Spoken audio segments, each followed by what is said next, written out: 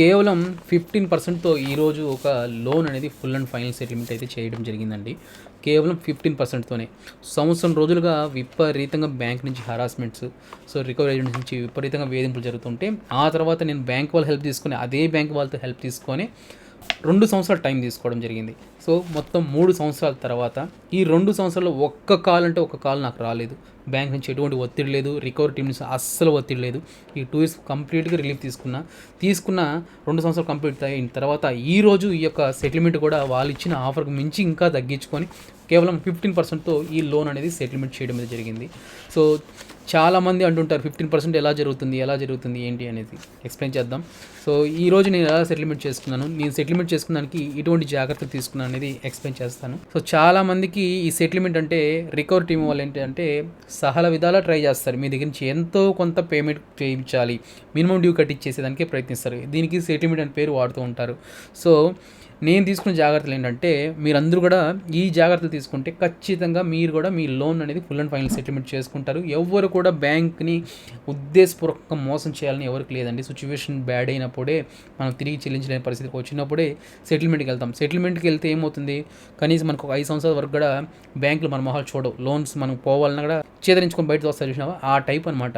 ఎందుకంటే తెలిసి ఎవరు కూడా సెటిల్మెంట్కి వెళ్ళరు, కానీ సిచ్యువేషన్ బ్యాడ్ అయినప్పుడు ఖచ్చితంగా ఇంకేం చేయలేం. అలాంటప్పుడు ఏంటంటే సెటిల్మెంట్ తీసుకున్నప్పుడు మనం పాటించాల్సిన జాగ్రత్తలు ఏంటంటే, మనకి అఫీషియల్ నుంచి మెయిల్ రావాలి. కాల్ సెంటర్ నుంచి, కస్టమర్ కేర్ నుంచి, ఆ మేనేజర్ నుంచి, బ్యాంక్కి సంబంధించిన వాటి నుంచి మనకి మెయిల్ అనేది రావాల్సి ఉంటుందన్నమాట. ఆ మెయిల్ ఏంటంటే, మీకు ఎంతైతే ఉందో ఈ యొక్క అమౌంట్, అంటే ఈ యొక్క కార్డు మీద, ఈ యొక్క లోన్ అకౌంట్ మీద ఉన్న అమౌంట్ మీద ఈ పర్సంటేజ్తో, ఈ అమౌంట్తో మేము సెటిల్మెంట్కి మీకు ఆఫర్ ఇస్తున్నాం, ఇది ఫుల్ అండ్ ఫైనల్ సెటిల్మెంట్, ఇదే నో అబ్జెక్షన్ సర్టిఫికేట్గా మీరు పరిగణించవచ్చు అని వాళ్ళు క్లియర్గా మనకి ఒక పీడిఎఫ్ సర్టిఫికేట్, అంటే ఒక ఎన్ఓసి లాగా. ఎన్ఓసి అంటే సెటిల్ అయిన తర్వాత, బట్ ఏంటంటే వాళ్ళు ఆఫర్ లెటర్ అనేది ఇవ్వాల్సి ఉంటుంది. ఆ యొక్క లెటర్ అనేది మనకి మెయిల్ పంపిస్తారనమాట, మనకి రిజిస్టర్ మెయిల్కి అయితే వస్తుంది. ఆ మెయిల్ అనేది వెరిఫై చేసుకోవాలి, ఇది మనకి బ్యాంక్ నుంచి వచ్చిందా, ఈ రికవరీ టీం వాళ్ళు ఈ జీమెయిల్ నుంచి లేదంటే ఇంకొక మెయిల్ నుంచి పంపించారా అనేది ప్రతిదీ క్షుణ్ణంగా వెరిఫై చేసుకోవాలి. అలా వచ్చిన తర్వాత ఆ యొక్క తీసుకోవాలి ఆఫర్. ఫస్ట్ వాళ్ళు మనకు కాంటాక్ట్ అవుతారు, పలానా మీరు ఒప్పుకుంటే, ఈ అమౌంట్ ఒప్పుకుంటే, అగ్రి అయ్యారంటే మేము సెటిల్మెంట్కి పంపిస్తామని అంటారు. మీరు మనం అగ్రి అయిన తర్వాతనే ఆ తర్వాత మనకి ఒక ఆఫర్ లెటర్ వస్తుంది. ఆ డేట్ కూడా మీరు చూసుకోండి, మీరు పలానా డేట్లో కడతారనేది మీరు ముందుగానే వాళ్ళతో మాట్లాడుకోండి. ఎందుకంటే ఇప్పటికిప్పుడే కట్టాలనేసి చాలామంది అంటుంటారు. మీ దగ్గర స్తోమత ఉండి వాళ్ళు చెప్పే ఆఫర్ అమౌంట్ మీరు ఏదైతే అడుగుతారో ఆ అమౌంట్కి వాళ్ళు అగ్రి అవుతారు, ఖచ్చితంగా ఒప్పుకుంటారు. మనం చెప్పే అమౌంట్కి అది మనకు కరెక్ట్ రీజన్ చెప్పాలి. ఆ రీజన్ చెప్తే ఖచ్చితంగా ఒప్పుకుంటారు. అవన్నీ ఏంటంటే కూడా చెప్తాను. అది మనకు సాటిస్ఫాక్షన్ అయితే ఆ యొక్క అమౌంట్ని మనం సింగిల్ టైం పే చేసుకుంటామా, లేదంటే దాన్ని కూడా ఒక 2 EMIs 3 EMIs పెట్టుకొని పే చేసుకుంటామా అనేది వాళ్ళతో మాట్లాడుకొని, అది కూడా డేట్ మనం ఫిక్స్ చేసుకొని, పలానా డేట్లో మాకు మేము పే చేస్తామని చెప్పేసి ఫిక్స్ చేసుకుంటే, ఆ డేట్తోనే వాళ్ళు మనకి ఆ ఆఫర్ లెటర్ అనేది ఇస్తారనమాట. మనం ఆ యొక్క సెటిల్మెంట్ చేసుకుని కూడా మనమే ఫిక్స్ చేస్తాం వాళ్ళకి, ఇంత అమౌంట్ ఈ పలానా డేట్ అనేది. అది మనకి అఫీషియల్ నుంచి మెయిల్ కానీ వచ్చిందంటే దాన్ని చూసుకొని చెక్ చేసుకోండి. ఫస్ట్ చెక్ చేసుకోవాల్సింది అమౌంట్, సెటిల్మెంట్ అమౌంట్ ఎంత ఇచ్చాడు, అఫీషియల్ మెయిల్ కాదా, అవునా, అది ఒకసారి చెక్ చేసుకోవాలి. మన డేట్ ఎప్పుడు, ఒకవేళ కుదిరితే ఈఎంఐ పెట్టుకోవడం. ఈఎంఐ అనేది నేను చెప్పేది ఏంటంటే వద్దని చెప్తాను. ఈఎంఐ పెట్టుకునే దగ్గరికి వెళ్ళొద్దండి, ఓకేనా. ఎందుకంటే ఎందుకు చెప్తున్నానంటే, ఆల్రెడీ మనం ఈఎంఐ కట్టలేకే దీంట్లో పడుతున్నాం. మళ్ళీ దీన్ని ఈఎంఐ పెట్టుకున్నాం అనుకోండి, ఒక 2 కానీ 3 కానీ పెట్టుకున్నాం అనుకోండి, ఫస్ట్ ఈఎంఐ ఈజీగా ఎట్అవుట్ చేసి కట్టేస్తాం. సెకండ్ ఈఎంఐకి మనకు దెబ్బ పడి ఏదో ఒక సిచ్యువేషన్ పడి మళ్ళీ కానీ అది కట్టలేకపోయామనుకోండి, కొలాప్స్. ఈ అమౌంట్ కూడా మినిమం డ్యూలోకి వెళ్ళిపోవడము. ఈ యొక్క ఆఫర్ ఏదైతే ఇచ్చారో సెటిల్మెంట్, ఆ ఆఫర్ క్యాన్సిల్ అవ్వడం జరుగుతుంది. సచ్చినట్టు మనం ఖచ్చితంగా మనం దీన్ని వాళ్ళతో మాడాలంటే మళ్ళీ మీరు నోటీసులు రావడం, వాళ్ళ నుంచి రికవరీ టీం నుంచి మళ్ళీ వేధింపులు రావడం, ఇలాంటివన్నీ చాలా ఫేస్ చేయాల్సి వస్తుంది. ఏదైతే మీరు మీరు డిసైడ్ చేసుకుంటారో పలానా డేట్ అని కట్టేయగలుగుతాను, మీరు కట్టగలితేనే వాళ్ళతో కాంటాక్ట్ అవ్వండి, చెప్పండి. లేదంటే ఆగిపోండి, టైం తీసుకోండి, మళ్ళా గంటగా టైం ఎక్స్టెండ్ చేసుకోండి. టైం తీసుకొని ఎప్పుడైతే మీరు కట్టగలుగుతారో అప్పుడే మీరు సెటిల్మెంట్కి వెళ్ళండి. చేతిలో డబ్బు పెట్టుకున్న తర్వాత అప్పుడు వాళ్ళకి చెప్పండి ఆఫర్ లెటర్ పంపించమని చెప్పి. వాళ్ళు 1 or 2 డేస్లో మీకు పంపిస్తారు.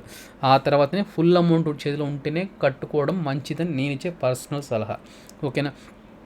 ఆ లెటర్ గురించి చెప్పాను కదా. లెటర్ వచ్చిన తర్వాత మీరు మళ్ళీ నెక్స్ట్ ఏం చేయాలంటే, ఆ లెటర్ని వెరిఫై చేసుకోండి, అన్నీ చెక్ చేసుకున్న తర్వాత ఆ పేమెంట్ అనేది క్యాష్ ద్వారా చేయదండి. క్యాష్ ద్వారా ఏజెంట్ వస్తారు అంటే వాళ్ళ దగ్గర అఫీషియల్గా బుక్ ఉంటుంది. బుక్ అంటే ఏదంటే అది కాదు, బిల్ బుక్ లాగా వస్తుంది. సో కార్బన్ పేపర్ దాకా ఒకటి మామూలుగా వస్తుంది కదా, అలా కాకుండా అది పేపర్ నా దగ్గర లేదు. ఎస్బీ వాళ్ళు అయితే వాళ్ళ దగ్గర స్లిప్ ఉంటుంది. ఆ స్లిప్లో రాస్తే ఆటోమేటిక్గా బ్యాక్ కూడా అది ప్రింట్ అయ్యేలాగా వస్తుంది అది. సో ఆ స్లిప్ మీకు అనేది పేమెంట్ చేసిన తర్వాత ఇస్తాడు, మీ ఎగ్జిక్యూటివ్ ఇస్తాడు. అక్కడ అతను ఆఫీస్కి అప్డేట్ చేసినాక 1 or 2 days తర్వాత వస్తుంది. సో నేను మ్యాక్సిమం ఇలాంటి వాటికైతే వద్దు అంట. వాళ్ళు ఖచ్చితంగా మీకు ఏదైతే సెటిల్మెంట్ ఆఫర్ ఇస్తారో బ్యాంక్ నుంచి మీకు లింక్ కూడా మెయిల్కి వస్తుంది, ఆన్లైన్ పేమెంట్ చేసుకోండి అనేసి. ఆ ఆన్లైన్ పేమెంట్ మోడ్ ద్వారా మీరు పేమెంట్ చేయడం వల్ల ఏమవుతుందంటే మనకు ఒక ప్రూఫ్ ఎవిడెన్స్ అనేది ఉంటుందన్నమాట. సో అప్పుడు మనం ఏంటంటే ఆన్లైన్లో పే చేసాము, ఆ యొక్క ఎవిడెన్స్ కూడా మనం సేమ్ నేను కూడా అంతే, నాకు వచ్చిన ఆఫర్ లెటర్ తీసుకుంటున్నా, ఈ యొక్క డీటెయిల్స్ అన్ని మిమ్మల్ని ఎక్స్ప్లెయిన్ చేస్తాను. ఆఫర్ లెటర్ తీసుపెట్టుకున్నా, తర్వాత వచ్చిన మెయిల్స్ అన్ని ప్రింట్ తీసి పెట్టుకున్నాను. అంటే సెటిల్మెంట్కి వచ్చిన మెయిల్స్ ఫస్ట్ నుంచి వచ్చినట్టు కాదు. వచ్చిన తర్వాత నేనేం చేశానంటే వెంటనే వాళ్ళు మెయిల్లో పంపించిన లింక్ ద్వారా ఆన్లైన్లో పేమెంట్ చేయడం జరిగింది. పేమెంట్ చేసి సక్సెస్ అయిన ఈ యొక్క రిసిప్ట్ కూడా నేను తీసి పెట్టుకోవడం జరిగింది. తర్వాత నేను దేంతో పేమెంట్ చేశాను, ఆన్లైన్లో ఫోన్పే ద్వారా పే చేశాను. ఆ ఫోన్పేకి సంబంధించిన స్క్రీన్షాట్ కూడా తీసి పెట్టుకోవడం జరిగింది. తర్వాత దీన్ని నేను నాకు పేమెంట్ చేసిన తర్వాత నాకు ఎస్ఎంఎస్ వస్తాయి కదా బ్యాంక్ నుంచి, పలానా అమౌంట్ మీకు చేరింది, పలానా అమౌంట్ కట్ అయింది అనేసి, అవి కూడా నేను స్క్రీన్షాట్ అనేది తీసి పెట్టుకోవడం అయితే జరిగింది. సో నాకు వచ్చిన ఎస్ఎంఎస్ అన్నీ కూడా తనితనిగా తీసి పెట్టుకోవడం జరిగింది. సేఫ్ సైడ్ ఇవన్నీ ఎందుకు చేసుకోమో చెప్తాను, ఎందుకంటే మళ్ళీ ఆ తర్వాత బ్యాంక్ నుంచి నేను ఫోన్పే దగ్గర చేసిన తర్వాత బ్యాంక్ నుంచి కట్ అవుతుంది కదా, ఆ రోజు డేట్కి సంబంధించిన స్టేట్మెంట్ కూడా తీసి పెట్టుకోవడం అయితే జరిగింది. తర్వాత ఈ పేమెంట్స్ అన్నీ చేసిన తర్వాత నేను వాళ్ళకి తిరిగి ఏదైతే మెయిల్ పెట్టారో అదే మెయిల్కి రిప్లై, మళ్ళీ కొత్త మెయిల్ కాకుండా అదే మెయిల్కి కింద రిప్లైలో టు అడ్రస్ మళ్ళీ కాల్ సెంటర్ అన్నీ యాడ్ చేసి వాళ్ళకి పేమెంట్ నేను చేశాను. దీనికి సంబంధించిన స్క్రీన్ షాట్స్ ఇవి, పేమెంట్ సంబంధించిన ఫోన్పే కానీ బిల్ పేమెంట్ కానీ అంతా కూడా ఇవి స్క్రీన్ షాట్స్. నాకు దీనికి సంబంధించిన ఎన్ఓసి ఇవ్వండి అని చెప్పేసి రిటర్న్ మనం మెయిల్ పెట్టాలి. ఆ మెయిల్ కూడా ప్రింట్ తీసి పెట్టుకోవాలి. వాళ్ళు మనకి లాస్ట్ ఫైనల్గా ఇంకొక మెయిల్ పెడతారు, మీకు ఆఫ్టర్ 15 days తర్వాత, మీకు 10 to 15 days తర్వాత మీకు ఈ యొక్క ఏదైతే ఎన్ఓసి ఉందో అది మీకు మళ్ళీ పంపించడం జరుగుతుందని చెప్పేసి లాస్ట్ వెళ్తారు. సో దాని వరకు మనం స్టోర్ చేసి పెట్టుకొని తనిగా మీరు కంప్యూటర్ సిస్టంలో సేవ్ చేసుకున్న, మొబైల్లో సేవ్ చేసి పెట్టుకుని మీ దగ్గర డేటా ఉంటుందంటే ఓకే. లేదంటే నేను ఇచ్చే పర్సనల్ సజెషన్ ఏంటంటే ప్రతిదీ హార్డ్ కాపీ తీసి పెట్టుకుని ఒక ఫైల్లో పెట్టుకుంటే, చూడండి నేను పెట్టిన లోన్స్ ఇవి, నా పర్సనల్వి, నేను కొందరికి షూటీలు పెట్టినవి, చాలా వరకు షూటీలు పెట్టినట్టు మోసపోయినవి, అవన్నీ ఇప్పుడు నేను కట్టలేక సెటిల్మెంట్ చేసుకుంటున్నాను. నా దరిద్రం అలా అయిపోయింది. సో ప్రతిదీ కూడా చెప్తున్నాం కదా, అత్యుత్సాహంతో పెన్ను జోబిలో ఉంది కదా అనేసి ఎక్కడ పడితే అక్కడ సంతకాలు సిగ్నేచర్ చేయడం అంటే నాకు భలే తమాషా, చాలా ఇష్టం కూడా. ఎవడికి పడితే వాడికి షూటీలు పెట్టి సంతకాలు పెట్టి ఇలా ఇక్కడ మొత్తం రాలిపోయిన చూడండి, ఆలోచన ఎక్కువ అయిపోయి ఇలా అయిపోయా. సో అవి కొంచెం జాగ్రత్తగా చూసుకోండి. ఇలా అనేది మనం స్టోర్ చేసి పెట్టుకోవడం వల్ల ఒక మెయిల్లో కానీ లేదంటే గూగుల్ డ్రైవ్స్లో కానీ ఒక సపరేట్గా హార్డ్ కాపీ చేసి పెట్టుకొని, ఖచ్చితంగా హార్డ్ కాపీ పెట్టుకొని తర్వాత మీరు మొబైల్లో పెట్టుకుంటారా, మెయిల్స్లో పెట్టుకుంటారా, డ్రైవ్స్లో పెట్టుకున్నది ముఖ్యంగా డ్రైవ్స్లో పెట్టుకోండి, ఎప్పటికీ ఉండిపోతాయి. సేవ్ చేసి పెట్టుకోండి. ఎందుకంటే రేపు భవిష్యత్తులో ఏదైనా కూడా అది ఎందుకు సమస్య వస్తుందో చెప్తాను. మనకి ఏ సమస్య రాకుండా ఉండేదానికి ఒక సేఫ్ సైడ్ అనమాట. ఇలా చేసి పెట్టుకున్న తర్వాత మనకి 10-15 రోజుల తర్వాత మళ్ళీ మనకి రిటర్న్ మెయిల్ ఒకటి వస్తుంది. మెయిల్ వచ్చిన తర్వాత మెయిల్ ఏమొస్తుందంటే ఎన్ఓసి సంబంధించిన సర్టిఫికేట్ వస్తుంది. ఆ యొక్క సర్టిఫికేట్ని తీసి పెట్టుకుని జాగ్రత్త పక్కన పెట్టేసుకుంటే సరిపోతుంది. సో మళ్ళీ ఎందుకు స్టోర్ చేసి పెట్టుకోవాలి, మళ్ళీ ఏం సమస్య వస్తుందంటే మనకి తెలియకుండా ఈ కార్డుల పైన ఏదైనా యాడ్ ఆన్ కార్డ్స్ ఉండడం కానీ, మన యాడ్ ఆన్స్ కార్డ్ పెట్టేసుకొని, కొంత రూపే కార్డ్స్ ఈ మధ్య ఎక్కువ ఇస్తున్నారు కదా. సో మన వీసా కార్డు కానీ మాస్టర్ కార్డ్స్ మీద RuPay card add on card చేస్తుంటారు. దానిలో ఏదైనా ₹1 బ్యాలెన్స్ ఉన్నా కూడా అది కూడా దీని కిందకు వచ్చేస్తుంది. మీరు సెటిల్మెంట్ చేసేటప్పుడు క్లియర్గా కనుక్కోండి. మీరు వాళ్ళు కార్డ్ నెంబర్ ఇస్తారు కదా, కార్డ్ నెంబర్ కాకుండా అకౌంట్ నెంబర్ ఇస్తారు మీకు మీ క్రెడిట్ కార్డ్ సంబంధించి కూడా. సో దానికి సంబంధించి దీని మీద ఏదైనా యాడ్ ఆన్ కార్డ్స్ ఉన్నాయో అవన్నీ కూడా ఖచ్చితంగా ఇవన్నీ కూడా ఫుల్ అండ్ ఫైనల్ సెటిల్మెంట్ కింద దీన్ని వేసుకొని ఇస్తున్నాను అనేసి వాళ్ళ దగ్గర నుంచి క్లారిఫై తెచ్చుకోండి. అవన్నీ కూడా క్లోజ్ అవుతాయినట్టుగా చేసుకోండి. వాటి మీద అంతా కూడా సెటిల్మెంట్ అవ్వాలి. దానికి సంబంధించి ఏదైతే అకౌంట్స్ ఉన్నాయో అలా చేసుకుంటే ప్రాబ్లం రాదు. అలా చేసుకోకుండా మీరు దీని మీద సెటిల్మెంట్ చేసేస్తున్నారు అనుకోండి, మీకు నెక్స్ట్ కార్డు ఉంది చూసారా, అది స్టార్ట్ అవుతుంది అనమాట. మళ్ళీ ఇంట్రెస్ట్లో పడడం కానీ మీరు ఎప్పటి నుంచో దానికంటే సెటిల్ చేసుకొని మళ్ళీ వస్తూ ఉంటారు. సో అలాంటి పొరపాట్లు చేయొద్దండి. అందుకని సేఫ్ సైడ్ అన్ని వాళ్ళ దగ్గర నుంచి పక్కన పెట్టేసుకోండి, జాగ్రత్తగా పెట్టుకోండి. పెట్టుకున్న తర్వాత కూడా కొన్నిసార్లు బ్యాంక్ నుంచి ఎన్ఓసి అనేది చాలా లేట్ అయిపోతుంది. మ్యాక్సిమం 30 days చూడండి, వాళ్ళు 10 to 15 daysలో వచ్చేస్తుంటారు. 10 days తర్వాత వచ్చిన తర్వాత మళ్ళీ మీరు దీనికి సంబంధించిన ఎన్ఓసి అనేది బ్యాంక్ నుంచి మళ్ళీ మీరు డైరెక్ట్గా వెళ్ళి కానీ లేదా మెయిల్ ద్వారా కానీ వాళ్ళు పెట్టి తీసుకోవాల్సి వస్తుంది. తీసుకోకపోతే ఏం జరుగుతుందంటే సిబిల్లో మీకు అలాగే పెండింగ్లోనే ఉన్నట్టుగానే చూపిస్తుంది, మీకు అక్కడ క్లియర్ అయినట్టుగా చూపించదు. వాళ్ళు ఎలా జాగ్రత్త పడాలి, ఇవన్నీ ఎట్లా సెటిల్మెంట్ చేసుకోవాలి. ఇప్పుడు నేను ఎలా చేశాను, 15% ఎలా చేయగలుగుతారు అంటే 15% కాదు, మీ సమస్య ఉంటే దానిలో 10% కూడా చేసుకునే అవకాశాలు కూడా ఉన్నాయి.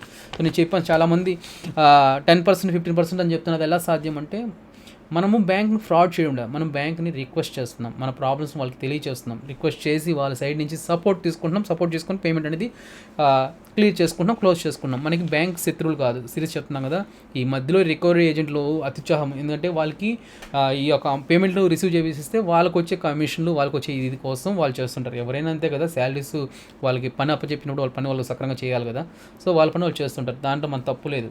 బట్ ఏంటంటే బ్యాంక్తో మనం కరెక్ట్గా కొన్ని గైడ్లైన్స్, మనకి ఏదైతే రూల్స్ ఉన్నాయో అవన్నీ బేస్ చేసుకొని ఎక్కడ ఎవరికి ఫీజులు చెల్లించాల్సిన అవసరం లేదండి, లాయర్ తీరిపోవాల్సిన అవసరం లేదు, ఏం లేదు. మనమే సెల్ఫ్గా కూర్చొని కొన్ని మన ప్రాబ్లమ్స్ అన్నీ నోట్ చేసుకొని, నేను ఎలా మొత్తం ఒక 2 hours కోర్స్ చేశాను. కోర్సుకు సంబంధించిన మన వెబ్సైట్ ఇది, వెబ్సైట్కి వెళ్ళి ఒకసారి చూడండి. ఎప్పుడు సెటిల్మెంట్ చేసుకోవాలి, ఎలా సెటిల్మెంట్ చేసుకోవాలి, ఎలాంటి సిచ్యువేషన్ సెటిల్మెంట్ చేసుకోవాలి, సెటిల్మెంట్ ఆలోచన ఎప్పుడు రావాలి మనకి. మెయిన్ ఈ ప్రాబ్లమ్స్ మనకు టైం, ముఖ్యంగా మనకు టైం అనమాట. సెటిల్మెంట్ చేసుకోవాలంటే మనకి డబ్బు ఉండాలి కదా. సో డబ్బు ఉంటే మనం ఈఎంఐ రెగ్యులర్ కట్టుకుంటాం కదా. సో మనకి డబ్బు లేదు, మనకి మెయిన్ టైం కావాలి. సిచ్యువేషన్ బ్యాడ్, కనీసం ఒక 1 year 2 years 3 years మన ప్రాబ్లమ్స్ బట్టి టైం తీసుకున్న తర్వాత, ఆ తర్వాత కావాలంటే మన దగ్గర ఉంటే కట్టుకుంటాం, లేదంటే సెటిల్మెంట్ చేసుకుంటాం. మ్యాక్సిమం అప్పుడు సెటిల్మెంట్ చేసుకోవడం బెటర్, ఎందుకంటే అంత టైం తీసుకున్న తర్వాత మీరు ఫుల్ అమౌంట్ కట్టినా ఒకటే, కట్టకపోయినా ఇట్లా సెటిల్మెంట్ చేసుకున్నా ఒకటే నా సిచ్యువేషన్లో. ఓకేనా. సో ఇదండి. మీరు ఎవరైనా ఇంకా కూడా లోన్స్ సంబంధించి ఇబ్బంది పడుతుంటే మీరే మీ ప్రాబ్లమ్స్ సెల్ఫ్గా క్లియర్ చేసుకోవచ్చు. దీనికి సంబంధించి నేను ఎలా చేశాను ఏంటి ప్రతి ఒక్కటి కూడా నేను మన కోర్సులో చెప్పాను. ఇదేంటి మీరు ఈ ఫైల్స్ ఎట్ట చూపించేసి సెటిల్మెంట్ చేసేస్తున్నారు అంటే, నేను చెప్తున్నాను కదా, కొన్ని ఆన్లైన్లో పబ్లిక్గా చూపిలేను, కొన్ని మెయిల్లో కావాలంటే కొంచెం స్క్రీన్ షాట్ పెడతానేడా, మ్యాక్సిమం ట్రై చేస్తా. సో అన్నీ కూడా నా వెబ్సైట్లో పెట్టా, ఒకసారి వెబ్సైట్లో చూడండి. కొన్ని పబ్లిక్గా చూపించడం వల్ల కొన్ని విషయాలు ఏంటంటే కొన్ని చెప్పాలి, కొన్ని చెప్పకూడదు. సో చెప్పడం వల్ల ఏంటంటే కొన్ని రిమూవ్ అయిపోతున్నాయి ఆటోమేటిక్గా వీడియోస్, కొన్ని అన్నీ కూడా ఫైనాన్షియల్లో. సో అందరూ చాలామంది స్టార్టింగ్లో ఎందుకు డిస్క్లైమర్ వేస్తుంటారు, ఏ విషయం చెప్పాలి, ఏ విషయం చెప్పకూడదు. సో తప్పుదారి ఎవరిని పట్టించకూడదు. అందరికి ఇలాగే జరుగుతాయా, 10% 15% వస్తాయంటే రావు, అందరికీ కూడా రావు. సో మ్యాక్సిమం చేసుకోవచ్చు. అది ఎలా చేసుకోవాలి, ఏం చేయాలనేది ఆ గైడ్లైన్స్ మొత్తం మీరు పాటించారంటే మీరు కూడా 15%, మ్యాక్సిమం మీకు 10% రాకపోయినా 15% వరకు మీరు సెటిల్మెంట్ చేసుకోవచ్చు. సో అది మనకి సెటిల్మెంట్ చేసుకునేది ఎప్పుడు, ఎలా, అది అనేది మీరు తెలుసుకోవాలి. సో దానికి సంబంధించిన పూర్తి ఇన్ఫర్మేషన్ మన కోర్సులో ఉంది. ప్రతి ఒక్క టైం దొరికినప్పుడు అక్కడ నుంచి చూడండి.